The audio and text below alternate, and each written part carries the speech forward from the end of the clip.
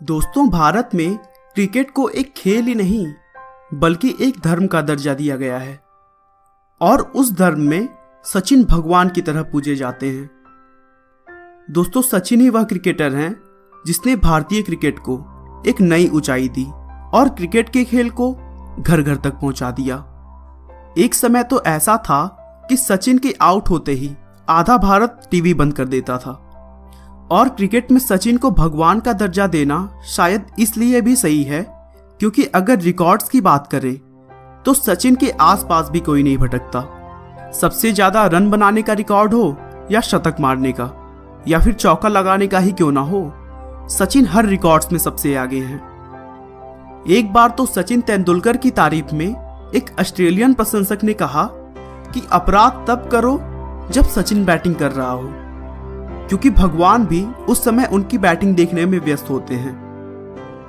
सचिन भारत के सर्वोच्च नागरिक सम्मान भारत रत्न से सम्मानित होने वाले पहले खिलाड़ी हैं। इसके अलावा उन्हें राजीव गांधी खेल रत्न पुरस्कार से भी सम्मानित किया जा चुका है। सचिन एक अच्छे खिलाड़ी होने के साथ ही साथ एक अच्छे इंसान भी हैं। वे हर साल 200 बच्चों के पालन पोषण की जिम्मेदारी के लिए अपनालय नाम की एक गैर सरकारी संगठन भी चलाते हैं। दोस्तों, आइए बिना आपका समय खराब किए हम सचिन तेंदुलकर के बचपन से लेकर क्रिकेट में उनकी अद्भुत सफलता तक के सफर को शुरू से जानते हैं। सचिन रमेश तेंदुलकर का जन्म 24 अप्रैल 1973 को राजापुर के एक मिडिल क्लास मराठी फैमिली में हुआ था। उनके पिता का नाम रमेश तेंदुलकर था, जो एक लेखक और प्रोफेसर थे, और उनकी मां का नाम रजनी तेंदुलकर था, जो एक इंश्योरेंस कंपनी में काम करती थी। यह बहुत कम लोग जानते होंगे कि सचिन तेंदुलकर अपने पिता रमेश तेंदुलकर की दूसरी पत्नी के पुत्र हैं।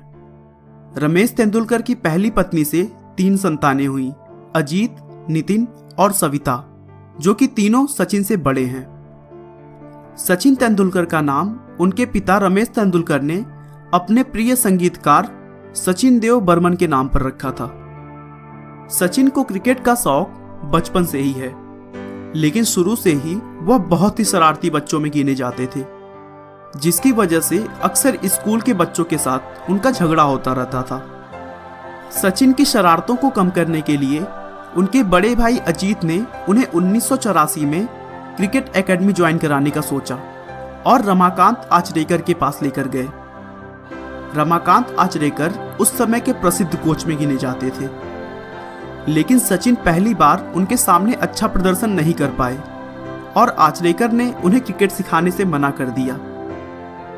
लेकिन बड़े भाई अजीत के रिक्वेस्ट पर आचरेकर ने फिर से एक बार सचिन का मैच देखा, लेकिन इस बार वे सचिन को एक पेड़ के पीछे से छुपकर देख रहे थे और तब सचिन ने बहुत अच्छा मैच खेला था, जिससे उन्हें पता चल गया कि सचिन केवल हमारे सामने खेलने में असहज महसूस कर रहे हैं। और फिर उन्होंने सचिन को अपने एकेडमी में ले लिया और क्रिकेट सिखाना शुरू कर दिया।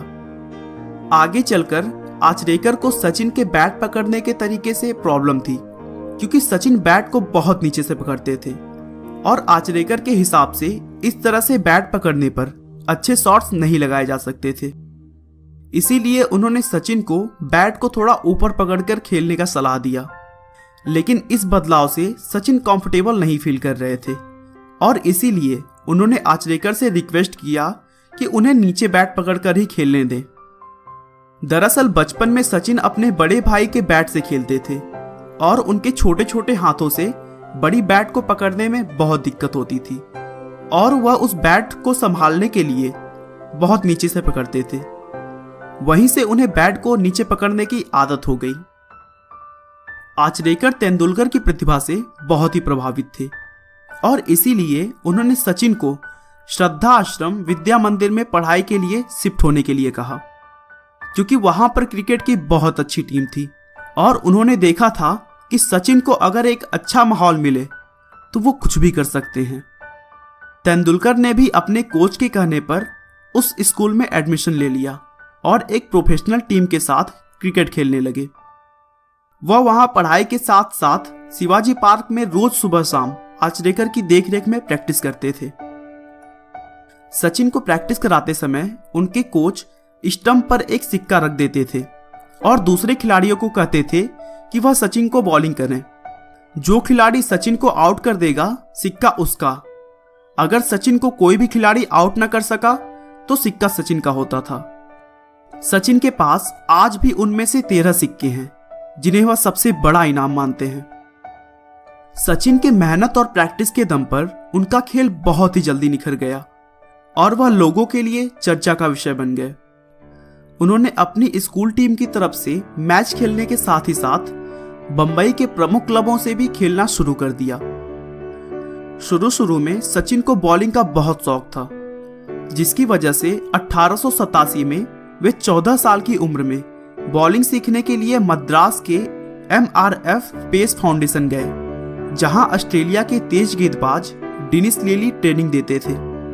लेकिन उन्होंने सचिन को बैटिंग सीखने का सुझाव दिया क्योंकि वह बैटिंग में अच्छा परफॉर्मेंस कर रहे थे, और फिर सचिन ने भी उनकी बात मान ली और फिर अपने बैटिंग की तरफ ज्यादा ध्यान देने लगे। दोस्तों, बता दूं कि लिली ने जिन खिलाड़ियों को तेज गेंदबाज बनने से मना किया उसमें सौरव गांगुली भी शामिल थे।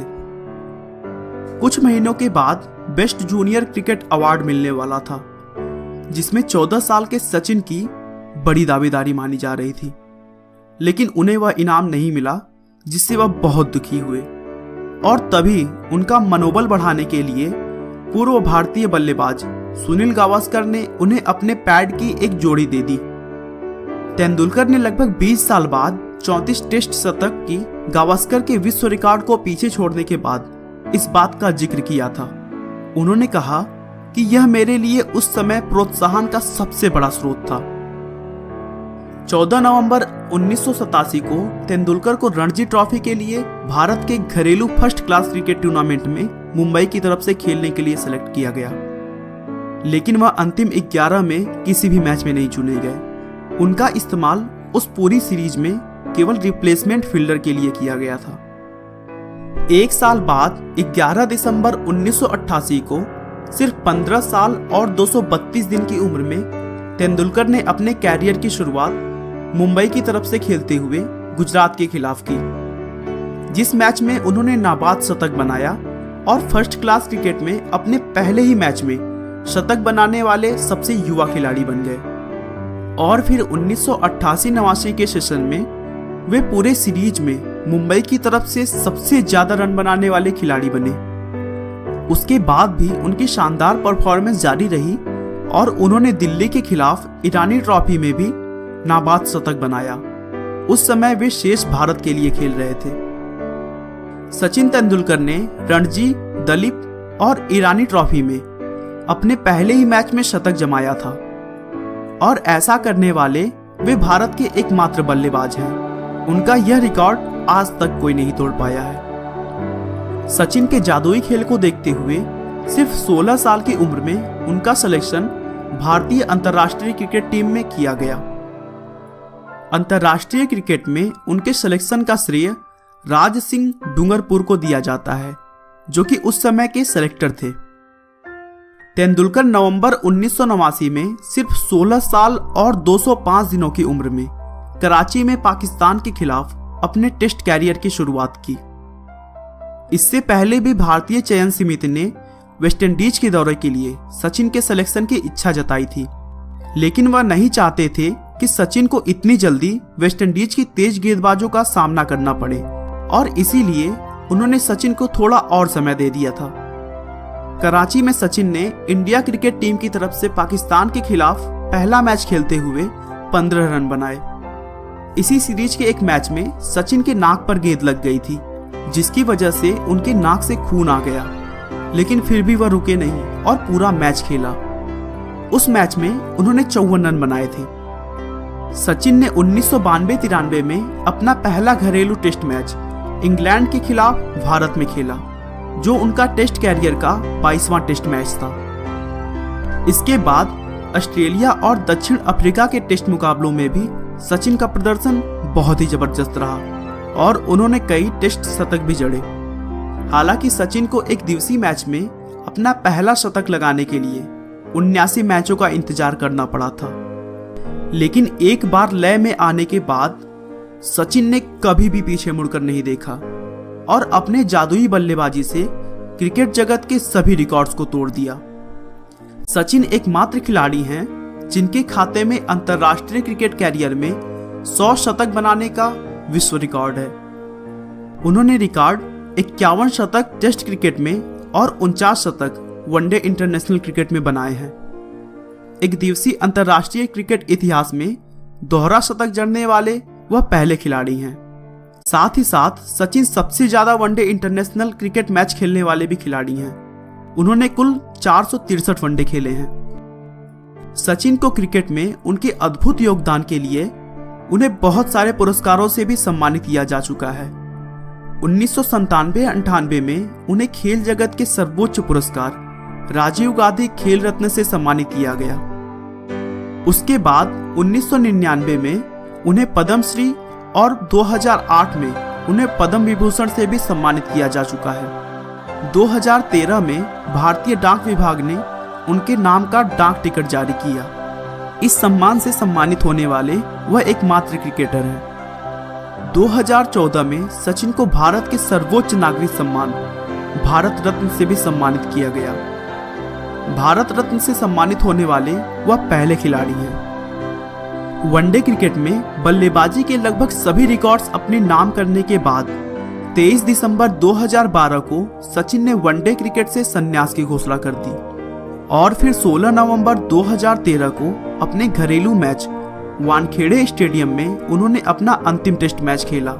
इस टेस्ट मैच को जीतकर भारतीय टीम ने उन्हें भावपूर्ण विदाई दी। अगर सचिन की पर्सनल लाइफ की बात करें तो 1995 में उन्होंने अंजलि तेंदुलकर से शादी की। उनके 2 बच्चे भी हैं जिनका नाम सारा और अर्जुन है।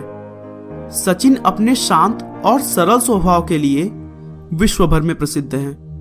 गुस्से में आकर वे कोई टिप्पणी करने की बजाय किसी टिप्पणी का जवाब अपने बल्ले से देने में विश्वास रखते थे। दोस्तों, सचिन ने क्रिकेट में भगवान का दर्जा अपनी मेहनत, अपनी कोशिश, अपनी लगन से हासिल की। उन्होंने क्रिकेट को इस तरह खेला कि वह सिर्फ खेल न रहकर एक प्रेरणा बन गया। आपका बहुमूल्य समय देने के लिए बहुत बहुत धन्यवाद।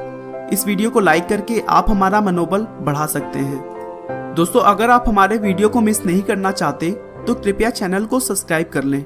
आपको यह कहानी कैसी लगी हमें कमेंट करके जरूर बताएं। धन्यवाद।